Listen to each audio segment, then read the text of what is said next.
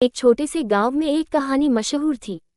कहते थे, हर 18 साल की उम्र पूरी होने पर गांव की एक पुरानी चुड़ैल जवान लड़कों को अपना शिकार बनाती थी। लोग बताते थे कि उस चुड़ैल की मौत किसी लड़के की वजह से हुई थी और उसकी आत्मा बदले की आग में जल रही थी। इसी डर के चलते गांव के लोग अपने बेटों को 18 साल का होते ही दूर किसी शहर भेज देते थे।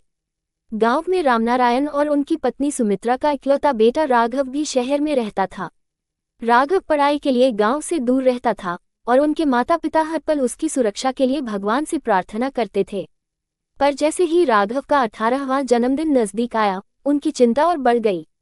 रामनारायण और सुमित्रा अपने घर में बैठे थे, लेकिन बेचैनी उन्हें सोने नहीं दे रही थी। आधी रात के करीब अचानक उनके घर के दरवाजे पर जोर से दस्तक हुई।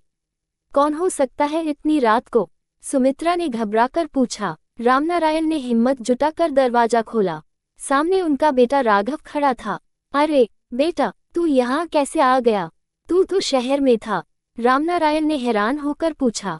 राघव ने मुस्कुराते हुए कहा, बस माँ पापा, आपसे में अजीब और डरावनी आवाज़ें गूंजने लगी। दीवारों पर परछाइयाँ दौड़ने लगी। राघव ने अपनी जेब से मोबाइल निकाला और उसमें एक अजीब सी डरावनी आवाज़ चलाकर पूरे घर को और डरावना बना दिया। सुमित्रा घबरा कर बोली, हे भगवान, ये क्या हो रहा है? रामनारायण भी कांपने लगे। राघव जोर से हंसने लगा और बोला, अरे माँ पापा, ये सब मैं कर रहा हूँ। ये मोबाइल में भूतों की आवाज़ का ऐप है। आप लोग तो इतने डरपोक निकले। सुमित्रा और रामनारायण की घबराहट गुस्से में बदल गई। तू जानता है, ये चुड़ैल वाली कहानी सच भी हो सकती है। इस गांव में ऐसी बातें मजाक नहीं होती, सुमित्रा ने डांटते हुए कहा।